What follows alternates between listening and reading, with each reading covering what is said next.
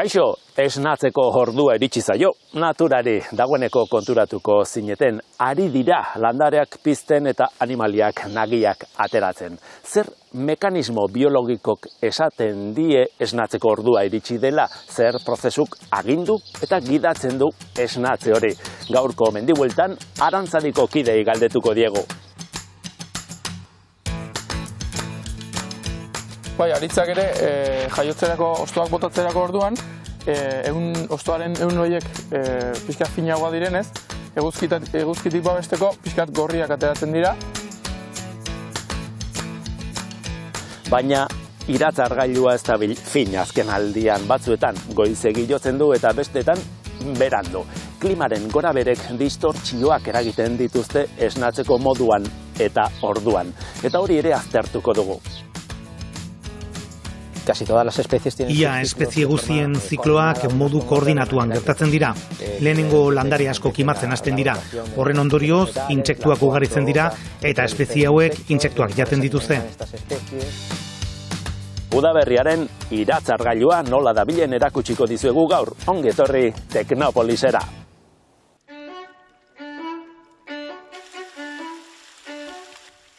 Tantaka, elurra urtu eta ur bilakatzen da. Giroa epeltzen hasten da, eta egunak gauari orduak lapurtzen dizkio. Neguan zehar lozorroan egon den lurrarentzat esnatzeko ordua iritsi da.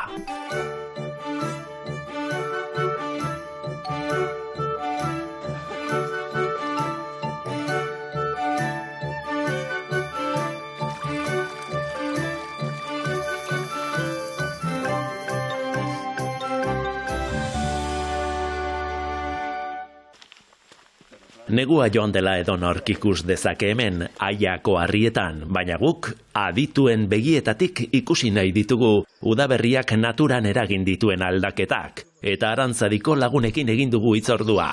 Beñat Arroyo botanikaria da, eta Carlos Cabido berriz herpetologoa.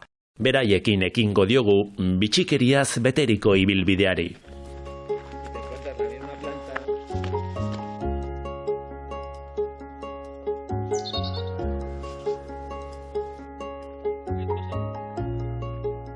Iakuku entzuten dugun berriz, Mikroak jartzen ari ginela, entzun egin dugu. Orain isildu egin da, ez? Baina hau, ez? Txamponek ez dakago poltsikoan, baina... Txamponek ez, baina lanean, eta gaur lan polita eginez, harrapatu gaitu kukuak, ez da? Bueno, natura esnatzen. Esnatzen ari da, dagoeneko. Bai, hala da. Kontuan izan behar dugu, udazkenetik orain arte, gauak izan direla eguna baino luzeagoak, eta orain hasten dela eguna ja gain hartzen gauari, eta hori landarek nabari ditu egiten dute, hasten dira bere produktu prozesuak martxan, hormonak hasten dira jariatzen, eta hasten dira lehenengo landareak loratzen, nostoa gotatzen. Landareak azkenean 3 faktore behar dituzte ondo bizirauteko, alde batetik argia, orain hasten dela pixkat eguna luzatzen, beste aldetik bai temperatura, argi periodo horrek temperatura ere altutu egiten du. Gaur fresko egiten zuen, Hori da. Bidea nahiko hotz pasa dugu. Eta bestaldetik ere etzetasuna. Eta orain udaberrian hasten dira, parametro horiek guztiak onuragarriak izaten landarentzat, eta hori aprobetxatzen. 3 faktore horien baturak ematen du, orain ikusiko dugu esnatze hori. Hori da.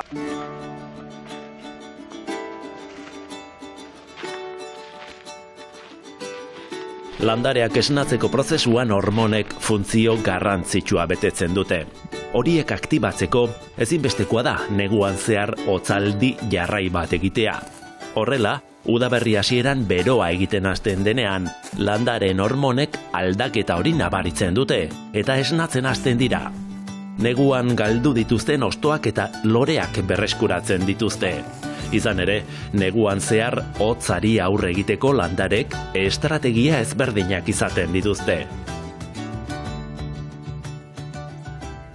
Pagoak dira, aritzakara ikusi ditugu estrategia bera, ez da? Bai. Hostoak bota, negua pasatzeko. Landare gehienek, gure inguruan ditugu nosto erorkorrek, behairen estrategia hotzari aurre egiteko da metabolismoa oso asko mantxotzea eta hostoak botatzea. Hibernazio moduko bat, ez da? Hori da. Baina koniferoek adibidez ez dituzte botatzen, ez da? Koniferoen beste estrategia da, neguko eguzkia ere aprobetxatzea, baina ikusten dugun hostoaren forma oso desberdina da. Hostoak oso fina direlako, negua hobeto aguantatzen dute, hotza hobeto aguantatzen dute, eta baita ere, pinue duten beste estrategia bada, antikongelante moduko bat produzitzen dutela. Antikongelantea daukate? Hori da, produzitzen dutela, pinuaren usai hori ematen dion sustantzia bada, eta horrekin hotza gehiago aguantatzen dute. Baina horren kostua da, produktibitatea mantsoago dutela. Esan dugu, zuhaitz batzuek hostoak galtzen dituztela, tartean pagoek. Baina ez pago guztiek, pago gazteek neguan ere hostoak adasketan mantentzen dituzte. Hosto horiek zimelak egoten dira. Hori egiten dute batetik kimuak babesteko, eta bestetik zuhaitz txikiak direnez, belar jalen eskura egoten dira, eta hostoak janez diezazkieten, hosto zimelak mantentzen dituzte, zapore mingotxa dutelako. Aritzak ere, hostoak galtzen ditu neguan, eta udaberrian jaiotzen diren lehen hosto berriek badute berezitasun bat, marroiskak izaten dira. Bai, aritzak ere, jaiotzerako hostoak botatzerako orduan, hostoaren ehun horiek pixka finagoa direnez, eguzkitik babesteko pixkat gorriak ateratzen dira, eta ja behin hostoa erabat osatutakoan, bere kolore berdea hartzen du. Ikusten da marroiska, ez da, arreago bat kolorea, eta bazen egiten aritzak loreak dituela. Baita ere. Ez da, hemen ditugu. Hor, ez da, hori aritzaren lorea da. Bai. Ikusi dugunura. Aritzaren loreak ez dira oso ikusgarriak, ez dutelako polinizatzailerik erakarri behar. Ugaltzeko beste estrategia bat dute, haizearekin polinizatzen dira. Aldiz, beste landare askok, intsektuak behar dituzte ugaltzeko eta bizirauteko. Eta hortaz, kolore biziz eta ederrez apaintzen dituzte beren loreak, erleak eta euliak erakartzeko. Udaberriaren epelean, intsektuen eta loreen arteko dantza hasten da. Landare guztiak ordea ez dira batera esnatzen. Lehenengo batzuk loratzen dira, ondoren besteak txandaka egiten dute loratzea, ugaltzeko aukera gehiago edukitzeko. Intsektu eta landaren arteko sinkronizazioa ezinbestekoa da oreka horretan. Lorena ikaragarria da, ez da? Sinkronizazioa aipatu duzuzuk, ez da? Lore diseinu guztiek plan bat segitzen dute, jarraitzen dute, polinizatuko dituen intsektuari begira, ez da? Harrigarria. Bi estrategia nagusi daude, alde batetik daude, bizkat lore generalistagoak, forma borobila dutenak, aktinomorfa deitzen direnak, simetria radial bat dutenak, eta horiek azkenean polinizatzaile mota asko etortzen zaizkie. Eta bestetik lore espezializatuagoak daude, zigomorfoak deitzen dira, eta simetria bilaterala dute, hau da, simetria ardatz bakarra dute, animalia gehienek bezala. Hori da biolaren kasua edo otearena.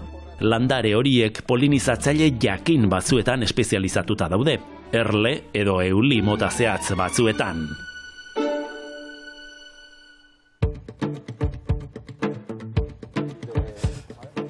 Landareak esna eta bizi daudela ikusi dugu, animalien bilagoaz orain.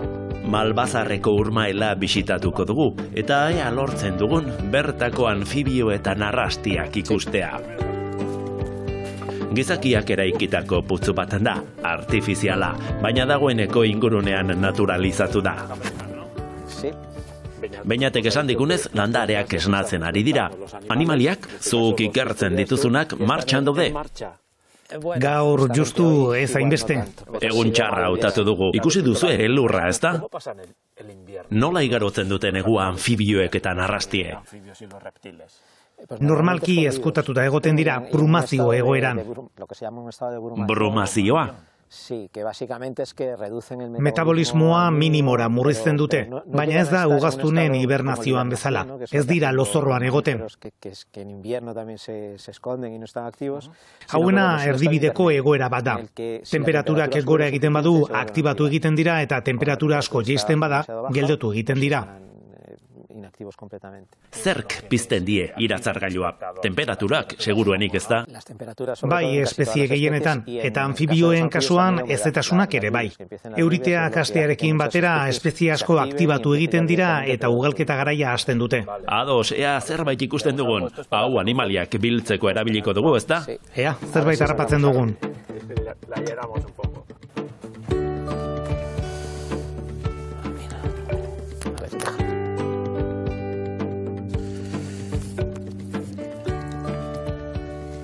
Zortea izan dugu, sarea bota eta lehenengoan, baso igel gorriaren zapaburuak harrapatu ditugu. Putzu honetan, espezie ugariena da.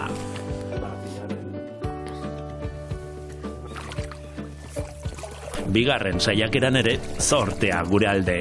Uandre palmatu bat topatu dugu, Euskal Herriko uandrerik ugariena.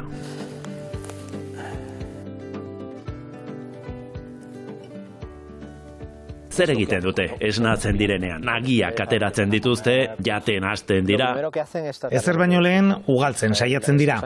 Prumazio egoratik atera bezain pronto, bere lehentasun premiazkoena, ia bakarra, ugaltzea da. Azkar ibili behar dute. Hau da, euri gehien egiten duen urteko garaia. Ugaltzeko behar dituzten putzuak urez beteta daude. Narrastien kasuan, emek denbora behar dute arrautzak jartzeko, hortaz lehen bailen hasten badira, hobe. Goiza emankorra izan da, igel gorri zapaburu eta uandere palmatu gehiago aurkitu ditugu. Horiekin batera, txantxiko arrunta apoaren 2 zapaburu ere ikusi ditugu, aurrekoak baino asko handiagoak dira, 2 urte ere egon daitezke uretan. Sorgin horratzen larbak ere atera ditugu urmaeletik. Horiek ez ditugu utzi, igel gorri zapaburuekin batera erretiluan, izan ere, sorgin horratz larbak zapaburuen predatzaile nagusietako batzuk dira. Goiza amaitzeko, urrigel arrunt bat ere topatu dugu. Azala iluna dauka, giro hotzaren ondorioz. Udaberria izateko hotzegia, akaso. Aldaketa klimatikoa, horrek ere eragina izango du, aipatu ditugun erritmoen kontuan, ez da? Noski, aldaketa klimatikoak eragiten die. Batzuetan udaberria aurreratzen delako, batzuetan goizegi hasten da udaberria. Euriari ere eragiten dio.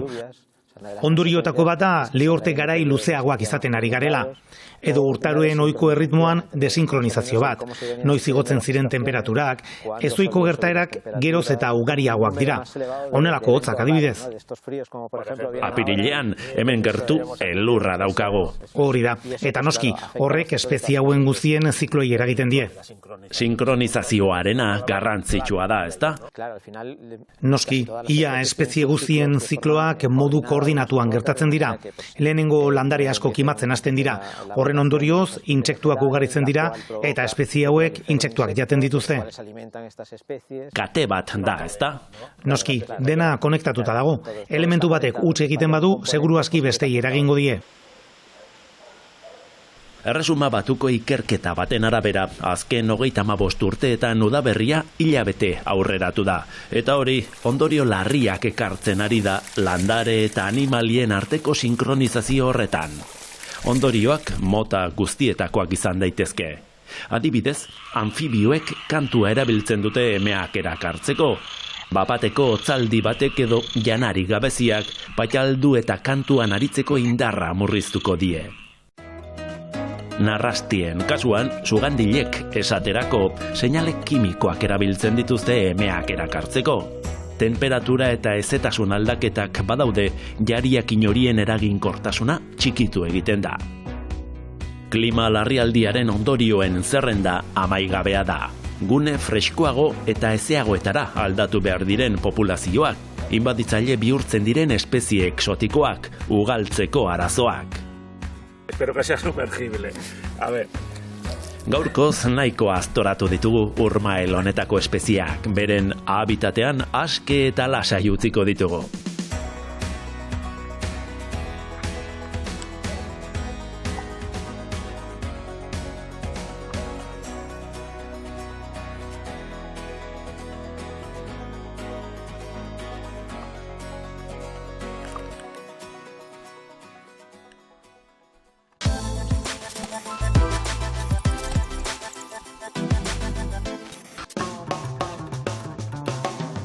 Maite Arroita Azkarate betidanik izan da naturzalea, beraz ez da harritzekoa biologia ikasi izana.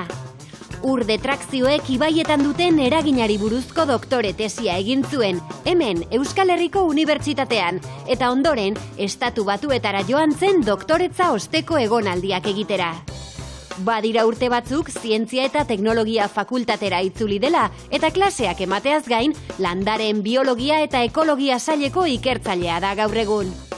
Gutxi gorabera, bere lanorduen erdia landa-lana egiten igarotzen du, besteak beste ibaiei pultsua hartzen eta ibai ekosistemen metabolismoa neurtzen. Bizitzan oro har korrontearen alde joatea gustatzen zaiola aitortzen du, zenbat bustiko ote da gure atariko proban.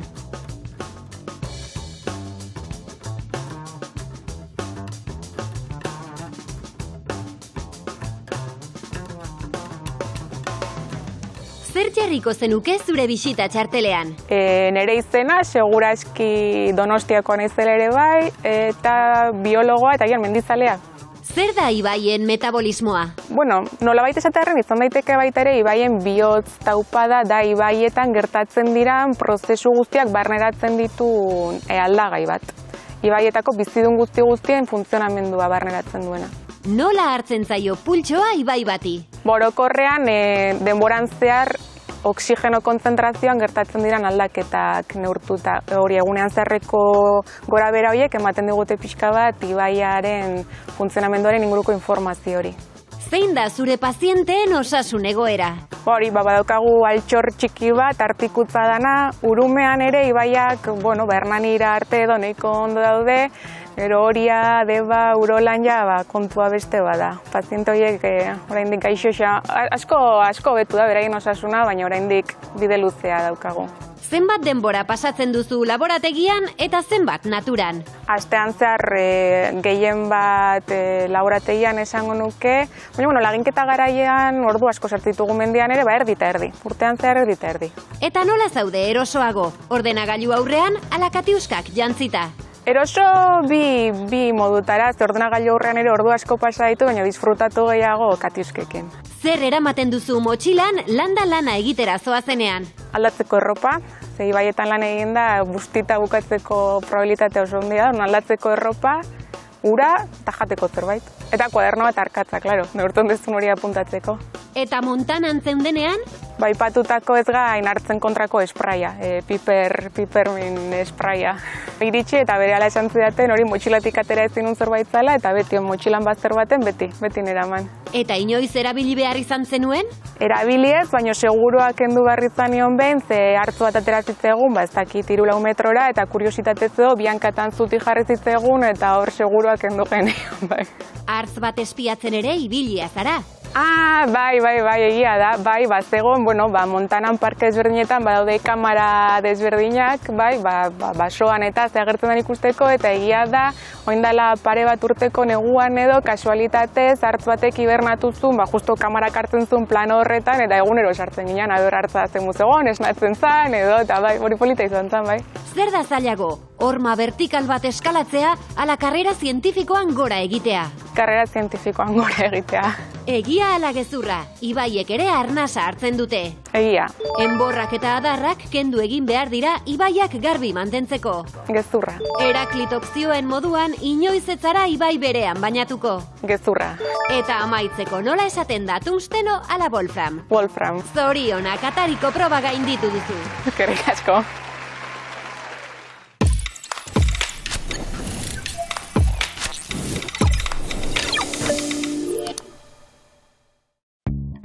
Hauxe da Maitek espiatu zuen hartza. Montanako Glaziarren Parke Nazionaleko webkamera batek jaso zituen irudi hauek 2018an. Hartza hibernaziotik guztiz esnatzeko prozesuak 2 aste inguru iraun zituen. Bitartean, hartza erdilo postura hartu nahian, edota izotzari miazka ikusteko aukera izan zen. Hibernazioak amaitu, izotza urtu, landareak loratu. Negutik udaberrirako urtaro aldaketak irudi ederrak uzten dizkigu. Beste irudi hauek Austriako Grunersikoak dira. Maiatza eta ekaina bitartean inguruko mendiak desizoztearekin batera, lakuaren sakonera 10 metro handitzen da eta neguan agerian dauden elementuak ura azpian geratzen dira. Dena dela, udaberri hasieraren ikur nagusietako bat, gerezi ondoen loratzea izaten da. Japoniarrentzat errotutako ohitura da loraldia kontenplatzea, eta zientzialarientzat berotze globalaren eragina neurtzeko termometroa. Japonia loratze daten erregistro mardula daukate, eta ondorioak argiak dira. Gero eta goizago gertatzen da. Zehazki, azken 1200 urtetako loratzeriko iztiarrena iaz gertatu zen. Webgune honek berriz, eguraldiak eta aldaketa klimatikoak naturan duten eragina aztertzeko herritarren laguntza erabiltzen du. Egutegi baten bidez, urteko garaiaren arabera jarraipena zein espezieri egin jakinarazten diote jendeari. Hala, herritarren ekarpenen bidez, loratze eta jaiotzetan aldaketak gertatzen ari diren jakiteko datu basea hornitzen dute. Erresuma batuko landare eta animaliei buruzkoa da webgune hau, baina parte hartzeko gogoz geratu bazara, sartu beste atari honetan. Euskal Autonomia Erkidegoko natur informazioa bildu eta zabaltzea du helburu. Hauek hainbat herritarrek euren inguruan egindako behaketak dira, eman izena eta partekatu zureak.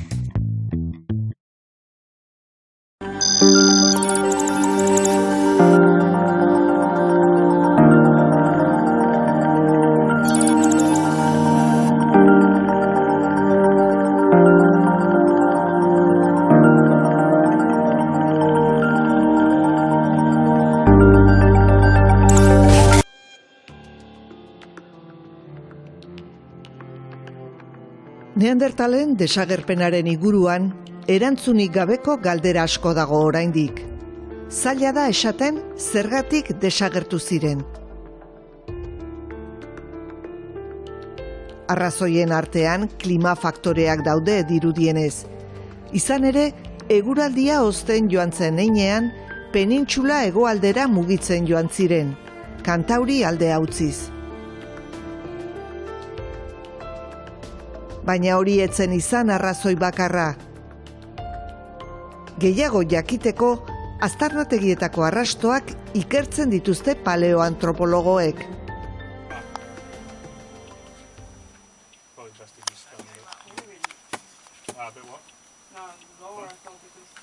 Aranbaltzako aztarnategia gakoa da inkognita argitzeko. Garai ezberdinetako aztarnak daude Aranbaltzan.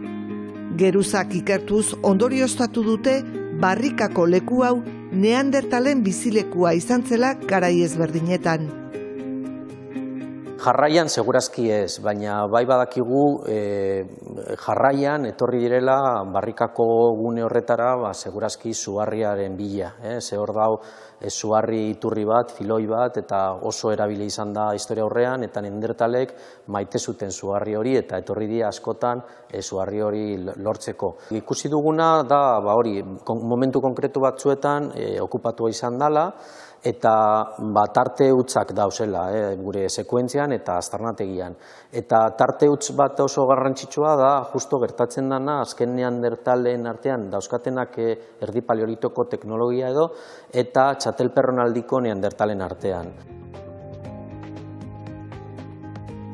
Txatelperron aldiko Neandertalak duela 53.000 eta 500 urte iritsi ziren Kantauri kostaldera Frantziako erdiego aldetik. Ordurako desagertuak ziren erdi paleolitoko kultura zuten Neandertalak, Aranbaltzan duela 50.000 urte bizi zirenak.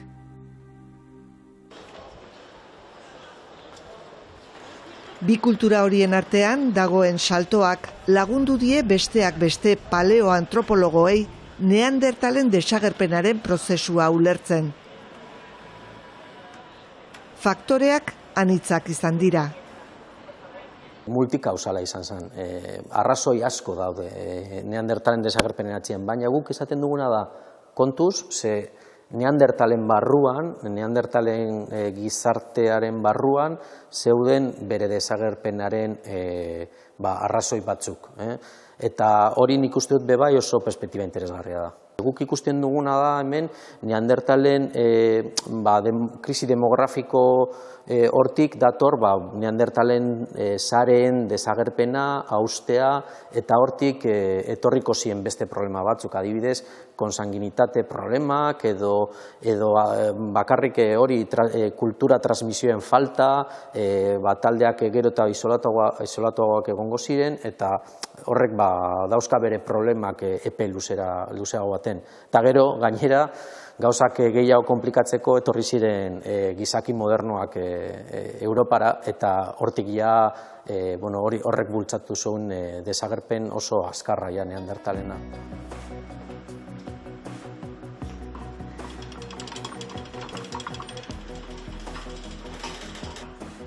Aranbaltzan bizi ziren Neandertal guztiek aztarna ugari utzi zituzten.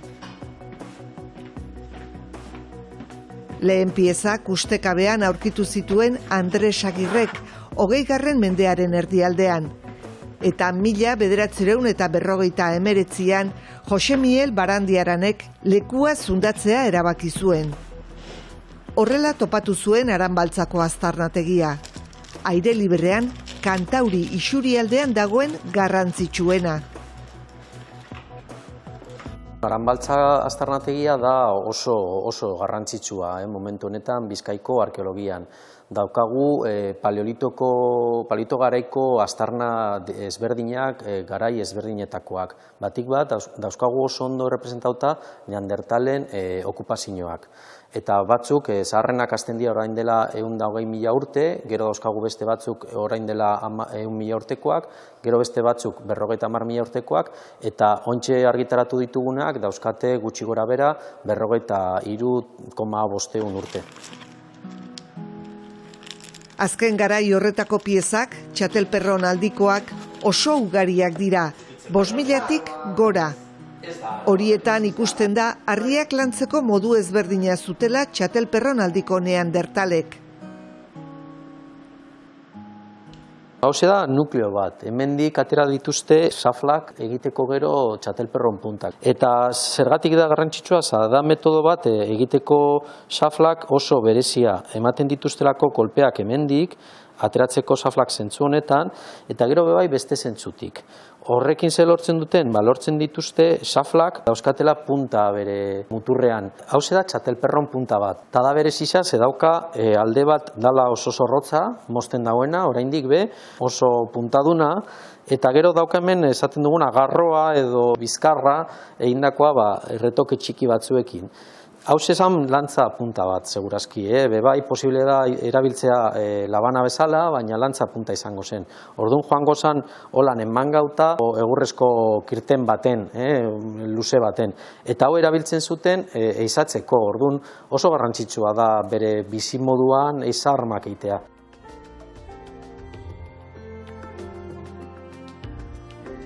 Txatelperron aldiko Neandertalek ez zuten asko iraun Kantauri kostaldean. 4.000 urtera hauek ere desagertu egin ziren, eta laster ordezkatu zituen gizaki modernoak.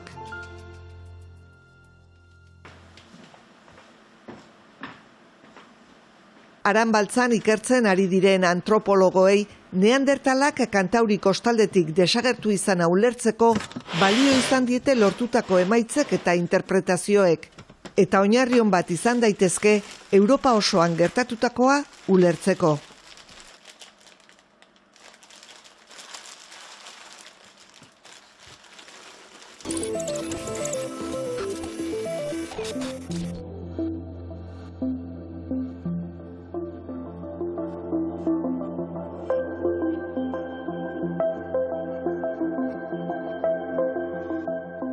Saioa bukatzeko bidaia bat proposatuko dizuegu eta ez nola nahikoa. Hosto baten barrurako bidaia erakusten du bideo honek, zentimetroko eskalatik maila molekularreraino.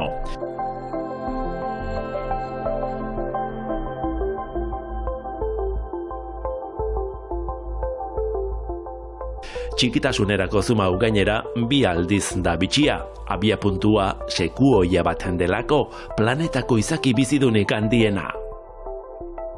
Kaliforniako Zientzien Akademiak egindu animazioa eta izugarrizko lana du atzean. Ez bakarrik grafismoak sortzeko, baita gaia dokumentatzeko ere. Pauso bakoitzak azalpen zientifiko zehatza dauka. Azpitituluak aktibatuz irakurri daiteke informazioa.